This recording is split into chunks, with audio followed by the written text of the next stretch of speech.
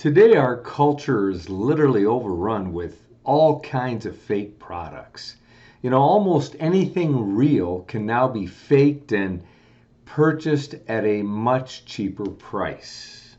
For example, you can buy a fake Rolex for only $100 and it looks identical to the real thing. And of course, today you can improve your body with all kinds of fake things: fake nails, fake hair, even fake teeth, fake body parts without any elaboration, fake tanning.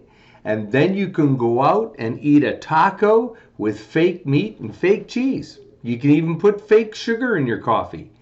And then you can wear, fake designer clothes made out of fake leather and fake fur while you talk about fake news to your fake friends on social media with your fake identity. I think you guys get the idea.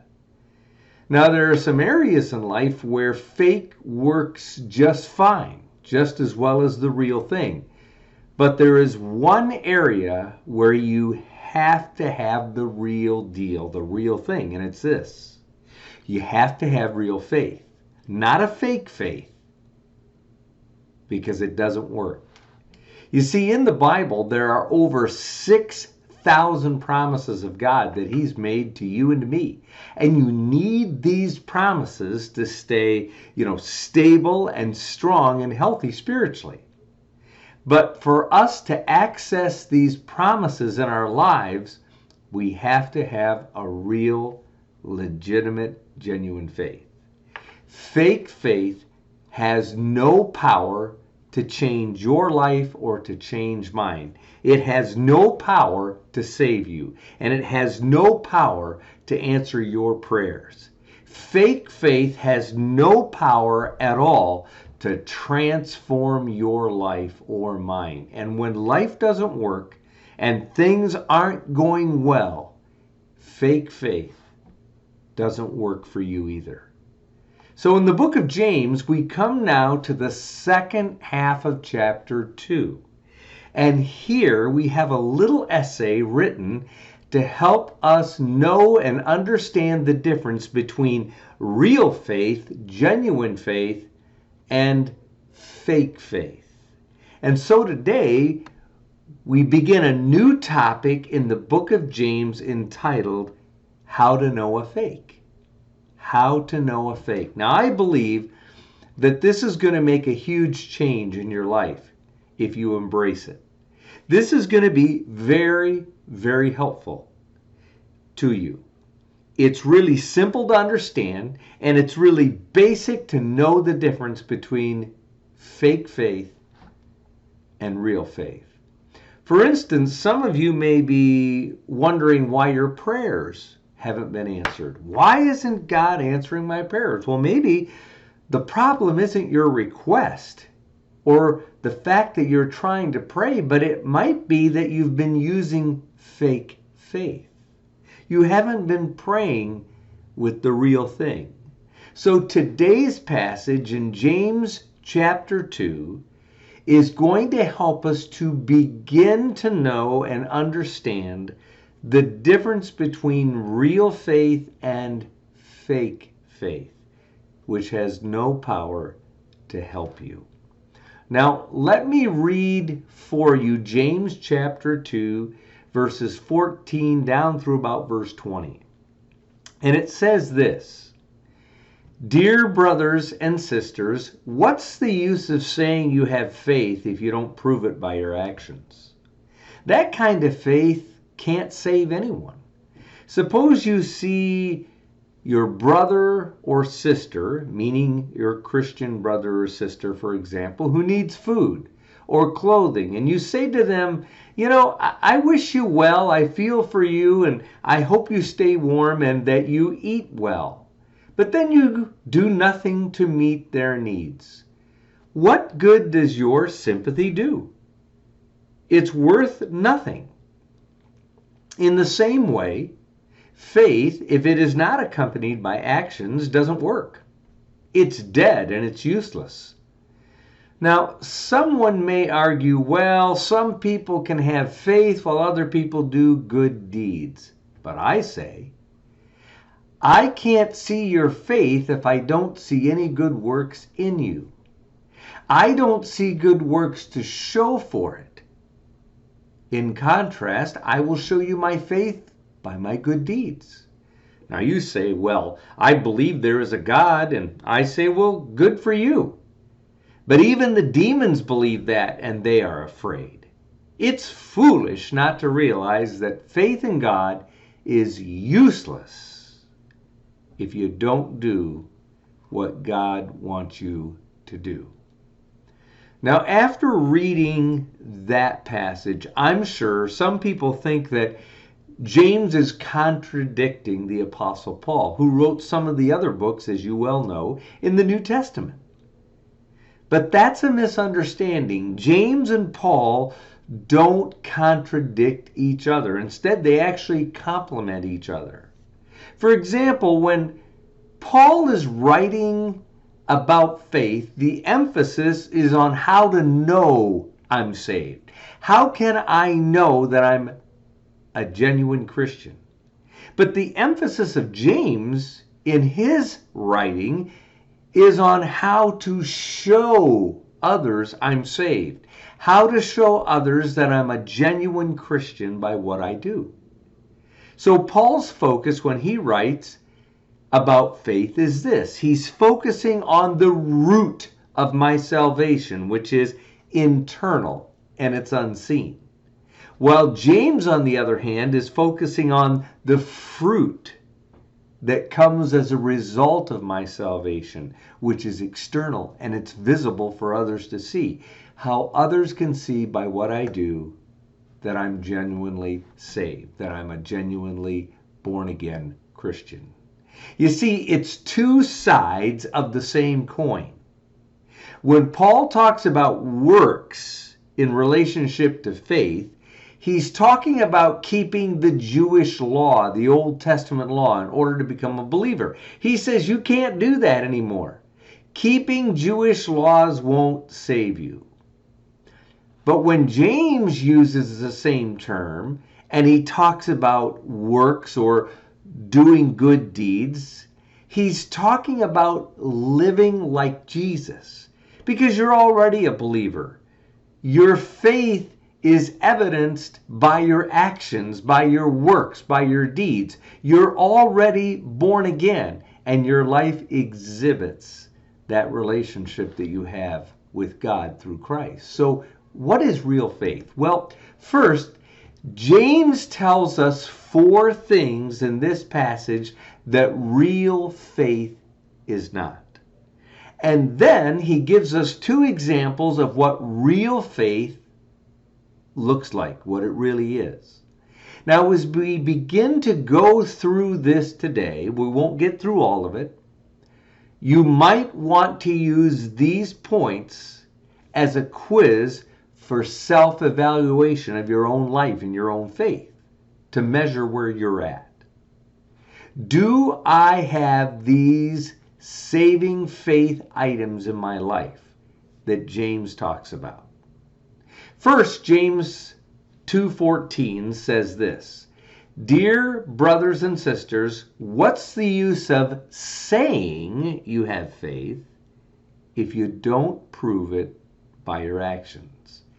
That kind of faith can't save anybody. Now, James says, what's the use of saying you have faith if you don't have any actions in your life to back it up?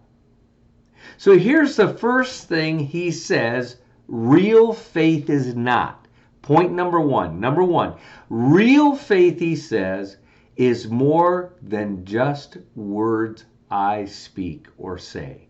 Real faith is more than just words I speak or I say. It's more than just a memorized prayer. You know, sometimes people will pray something like this, "Now I lay me down to sleep. I pray the Lord my soul to keep," etc., etc., etc. Now, just saying that simple prayer doesn't mean that you're a Christian, that you're a genuine believer.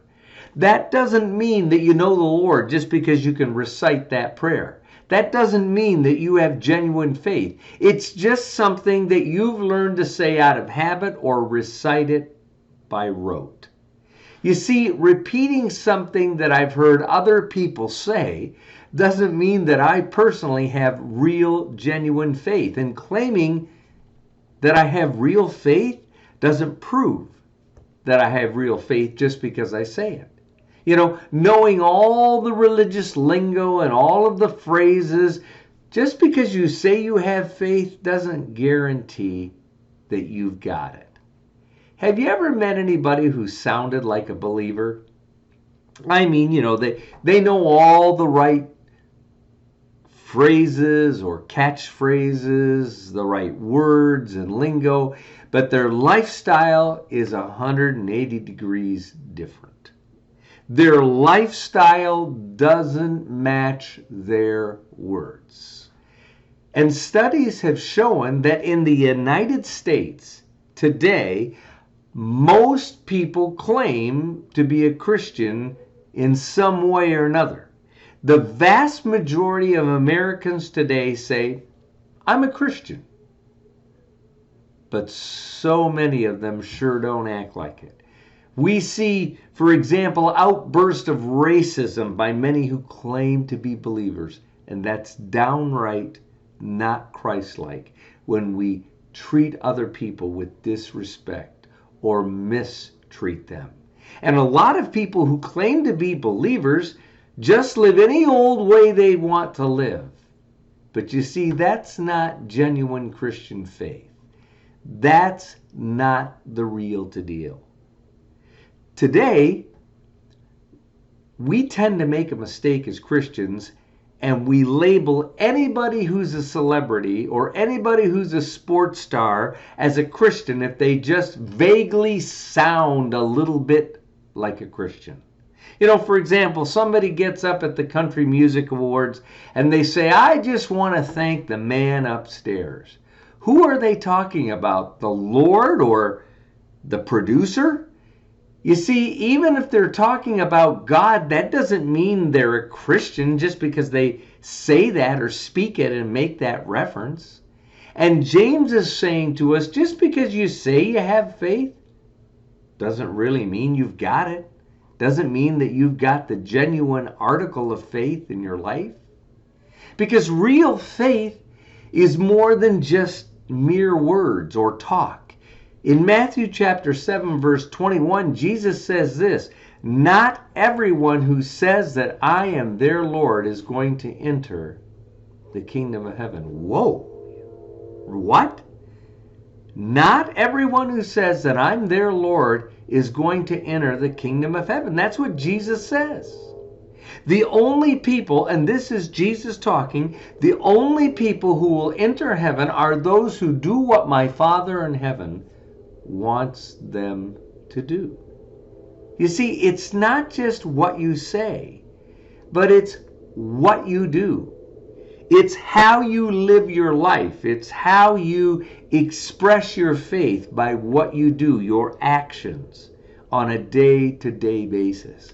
You know, have you ever had the experience where you're in traffic and you have a driver that just flips you off? They're upset, they get mad, and then as they drive by your car, they've got a Christian bumper sticker on the back and it says, honk if you love Jesus, or honk if you know Jesus.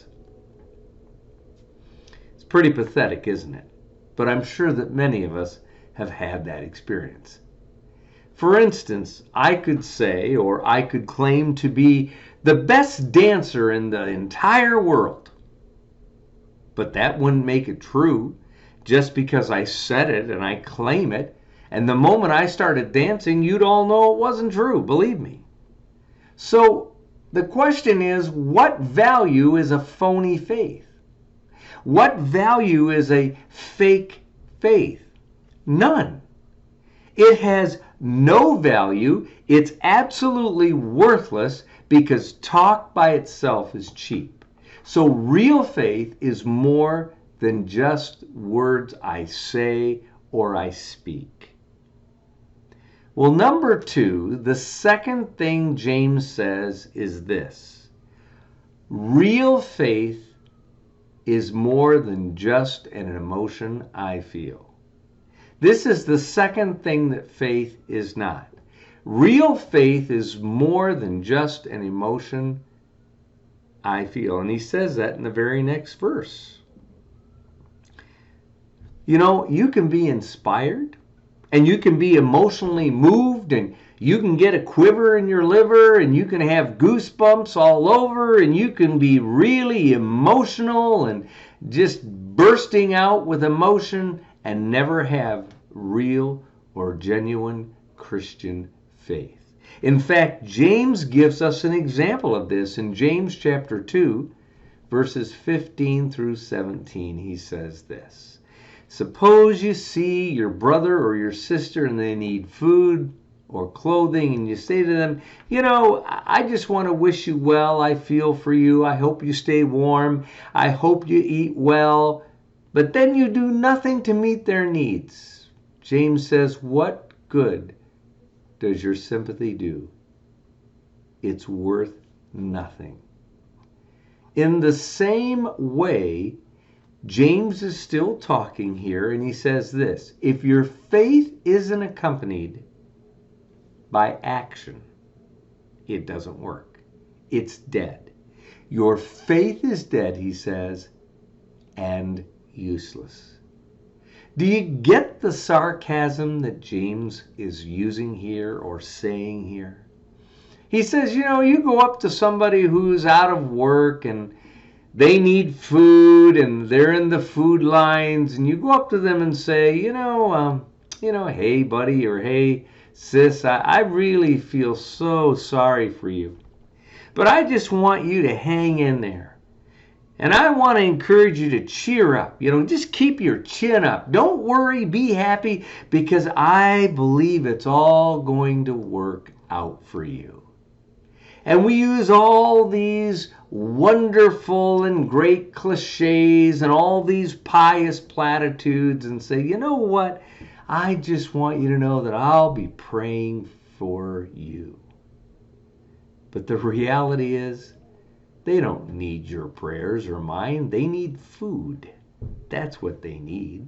So you can say all those wonderful sounding words to them, but it's not faith unless we actually do something about it. If I shut my finger in my car door and I can't get it out, I don't need your sympathy. I need your assistance. I need you to help me get my finger out of the door. I don't need you to come up and say, brother, I really feel your pain. Just let it flow. Let it flow. You're going to be okay. It'll be just fine. No, that's not what I need. You see, real faith is practical. It gets involved with people's needs. Now, why am I teaching this to you? Because faith is more than the words I speak or I say. And secondly, faith is more than the emotion or emotions I feel. Now, I'm going to stop here for today, but in 2 weeks, we're going to pick up and continue looking at what faith is not, as James teaches us what real faith is all about, genuine faith, and how it should express itself in our lives.